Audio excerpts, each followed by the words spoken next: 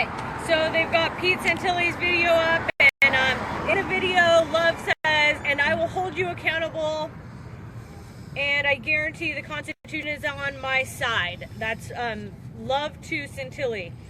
And he also says, if you interfere or impede, you will be arrested. I have seen your numbers. You better hope thousands come, because we have enough to arrest every one of you. Then the gentleman, the ranger, says Pete was trying to lay out the rules of engagement with that meeting, with the conversation between the two of them. Then they went into the briefing in the morning of the 12th, and they knew that there was going to be a rally at the Bundy Ranch and that the protesters were going to come to them. So they're saying in the morning of the 12th, they knew that was going to happen. Then this is the gentleman who is in the middle truck of the first three trucks, and he is also the one on the loudspeaker making his announcements to the crowd. On the radio you hear, we have firearms and dogs in the area. He goes through and, makes his announcements on the radio. He talks about all of that. It is just pretty much showing his dash cam video from that truck with all the announcements. At points he's saying, and they're not listening, and they're not listening. No one's responding to my commands. And from his video, you can hear a lady yelling at them from on top of the southbound bridge. You can't see any of that, but you can hear it. At one point, he does get into his truck. At one point, the Metro comes, and the Metro comes over the truck 3 different times. You can't really hear what's going on, but it seems like he's telling them to back up, back up. After the 3rd time, they actually do get into their truck and back up. Then after that, in his dash cam video, you see him kind of like laying on the end of his truck, and he says, well, he was up for 31 to 32 hours. And so after they moved back, and then they moved back to ICP, he immediately went to the medical truck because he was exhausted and severely dehydrated, is how he put it. So then we go into cross-examination. Tomasi asks if on the 11th he heard that the BLM was ceasing all operations. And that he had no knowledge of prior release was his answer to that. He learned about the rally and the protests. He saw protesters on the northbound bridge. He also talked about, he played the video and said, this is when you first announced that you were authorized to use less than lethal force. And he brought up the fact that in that announcement, there is a pause. And he says, could it be perceived as you saying that you were authorized to use lethal force because of where he put that pause in his announcement?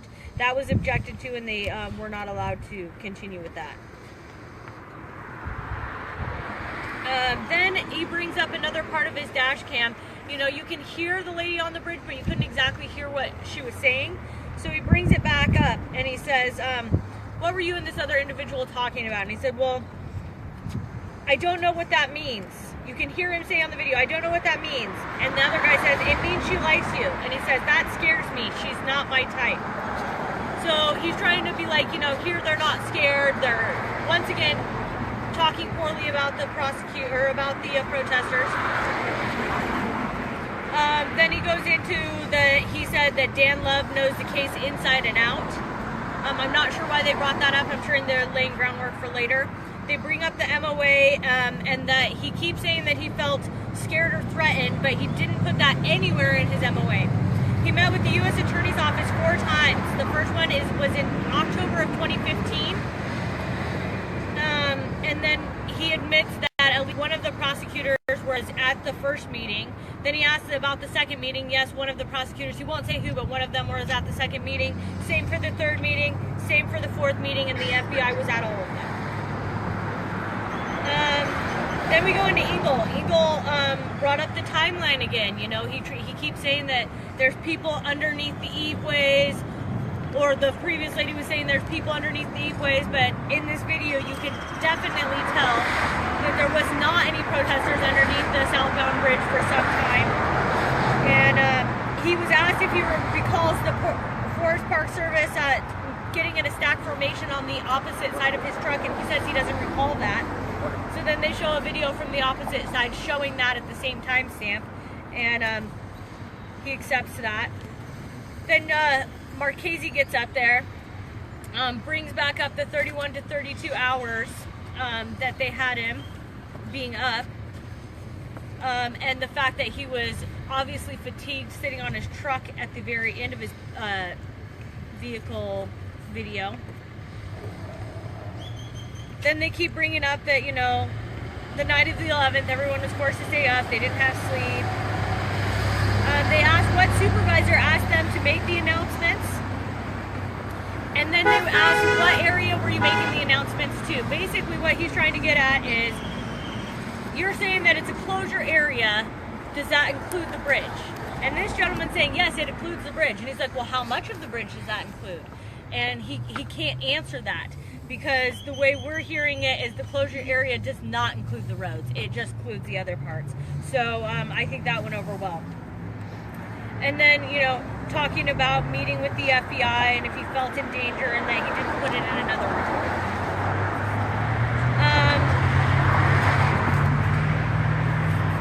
Let's see.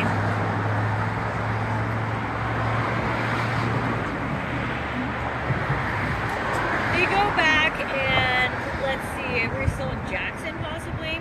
They talk about the screaming from above and that still no one was underneath the bridge. And the lady says, they replay that video and you can actually, they turn it way up and you can hear her, and she says, they are unarmed down there. This is not a video game. What the hell are you doing? They don't have guns. And he's bringing, I think this is actually Leventhal. So he's bringing that up. He's replaying the video and turning the sound way up so you can actually hear what him and the other officers are saying and what the lady is saying from atop the bridge. Then they go back, you know, here you stated on the radio you're seeing pistols, rifles, and dogs, but you can't, in the video of his truck cam, you can't really see that yet. Then he's asking, do you see the man in the blue shirt? It looks like press. He wants that same video, piece of audio recording played 3 different times so that he can say yes or no to make out what it was. Then Leventhal goes to move to put exhibit 5208 and 5207 in. This is, what is his name? The video guy? Ryan. No, the video that they're playing. Dennis Michael Lynch. Lynch's video. He is the man in the blue shirt. They make him watch both clips. At the end, you know, like every piece of exhibit, they say, is that a fair and accurate example of what you saw in the wash on that time? There was a lot of objections to this. Leventhal is arguing that it's not hearsay because it goes on the actions of the listener, the same thing that the government's been getting all of their evidence in on. And the judge herself is arguing actually the prosecution's case, not letting the prosecution argue their case, but actually arguing it for them. They let the jury leave and continue to argue this case, and it's come down to he has to play the video with the audio so that the gentleman can say, yes, he did hear Dennis Michael Lynch, or no, he did not, whether we will get this evidence in or not. So basically what we have here is Leventhal is trying to use the government's tactics to get evidence in, the same tactics that they've been using to get evidence in since day one of this trial. And now everyone's objecting to it, and it doesn't seem like we will get it in. We can hope when we go back in, but we're once again seeing a lot of bias. Like the judge herself is arguing the prosecution's case. She's not even letting the prosecution argue their own case. But then after every once in a while, she'll be like, well, what's your comments on this? We also had some rumors come out that we'll be sitting there during this and the judge starts shaking her head and then the prosecution does an objection. Or during cross-examination, one of the prosecutors is somewhat making facial body movements towards the witness on the stand in possibly a leading fashion. I didn't actually see that myself. That's what people have been saying, so we're all going to keep paying attention to that. That's all I have for now. Awesome. Thank you. Great job.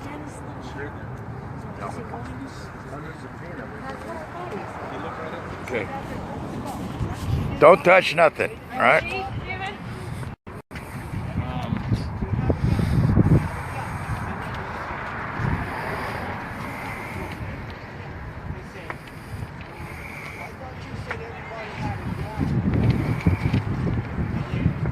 Live. Give me a shout out when you're ready. Ready. Okay, so when we go back in the cross-examination, they are not going to let the video be entered. They argued it back and forth and played it for him, and all he had to say was no, he didn't hear him, and he said no, he didn't hear him, and so he moved on. Then he was asked in his MOA if his report was from his own words, and then the FBI report, what he put in the FBI report about me feeling scared was only after the FBI asked him a question about that. And then Leventhal went in, and this is the BLM ranger, and asked if they were staying to protect cows and porta potties that they were first asked about. And then he asked at the end, what was first, your guns or the protesters? And that was objected to and was not able to be answered. Then the government calls Sergeant Tom Jenkins. There was objection to this immediately because he was never on the witness list. And they were not given his MOA except for this morning when they got there. They said that this doesn't give them adequate time to cross-examine, that this his name was not offered as one of the names to all the jury to see if they had bias, if they knew him. There was a bunch of reasons that this shouldn't have been offered, and they even asked if there was someone else that they could pull today, another witness that would be able to take this witness stand until they could have some time. The government did say yes, but it looks like there might have been some problem with that witness not being on the witness list either. We're not really sure because they kind of moved right in. They let the jury take a break. We argued it, and she overruled it because the prosecution said they disclosed this witness to the defense, but his name was not asked to the jurors. They can ask that. He is a sergeant of Homeland Security team in Las Vegas. Before that, and he's been that since 2007. Before that, he was on narcotics, and then before that in patrol, and before that he had 9.5 years in the Air Force. He talks about he was part of the team that was going with the sheriff and his two unders to visit Cliven Bundy and talk at the rally. He said they stopped at a rest area, left half the team, continued with the other half of the team, stopped before they got to the area where he was going to make his announcement, and left the other half of the team, and the sheriff and his two guys went alone. They told they were not able to wear their ballistic jackets or their helmets because it would excel the situation. After the sheriff talked, they were all about to head back to Las Vegas. But then there was a 911 call that they needed assistance, and so they all turned around and went back. When they arrived, or when they passed the one road, and the guy doesn't even know what road it is, he said that vehicles were merging onto I-15 with officers, and they were all going down there together. And that made him worried because they were all armed, he says. He said they were all armed. They all had weapons. When they arrived, they made a line of their cars and officers to prevent anyone from getting into the impoundment area. Their cars were in one area, and then the officers made a line that was in between the two bridges. They talked about the SWAT that was there, and that was separate from these guys, and that there were 8 and 9 guys in there. They called what they were making a skirmish line, and that this officer was out in the front to talk to the protesters before they approached them. He said there were people all around, some in the prone position, armed with rifles, semi-automatic rifles, long rifles, dressed like military with helmets, with goggles. You know, he made it seem like every single person on that bridge had a weapon. They were prone. They had, he said, actually automatic rifles and then semi-automatic rifles. So he's trying to allude to automatic rifles as well. and he's saying that there are like 2,000 people. And in a position that he does, you know, providing security for events, if there was a crowd of 2,000, that they would have 200 officers. They said they weren't prepared to be there that long, and that the protesters had water and looked like they were prepared to be there for a long time, and so that increased his threat level. Then he said he was approached by Ryan Bundy, who asked him or requested him to release the cows. There was another objection to this, and the judge has her code for co-conspirator statement, but the prosecution was able to go up to the stand and say it goes to co-conspirator statement. So the judge didn't say it herself, but the prosecution then came right back after she said the 301CV or whatever she says, and says co-conspirator statement. He was worried, the officer was worried, because they were not going to let the cows go, to his knowledge. So he said that Ryan Bundy said that there was going to be blood of his officers if the cows weren't let go. So he's basically giving him a threat. Then he stated that Bundy started to cry and stepped back and walked away. He also stated that then he was looking back at his line of skirmished officers, and they were looking scared, and they were asking to use their cell phones. That was objected to as hearsay, and that he was not allowed to continue. Then he was talking about how some of the people from the group at the top started to disappear into a dry riverbed, that he never actually went down into the wash and could see what was going on down there, but he did at one point go halfway so he could kind of see. He said the crowd was angry and pissed off. They had intervened, so the crowd was now mad at them, and they had no cover. He said him and his team would not make it home tonight, is how they felt. After that, they then escorted the BLM to their hotel, and when they did, the protesters lined up the cars and followed them to the hotel. Protesters screaming and yelling at the caravan. Then when they were on their way back to Las Vegas, they encountered the protesters again when they passed that area. But he did say that no one attempted to enter the convoy, but his fear did not subside until he was home in his living room. Then he was asked to rate his fear.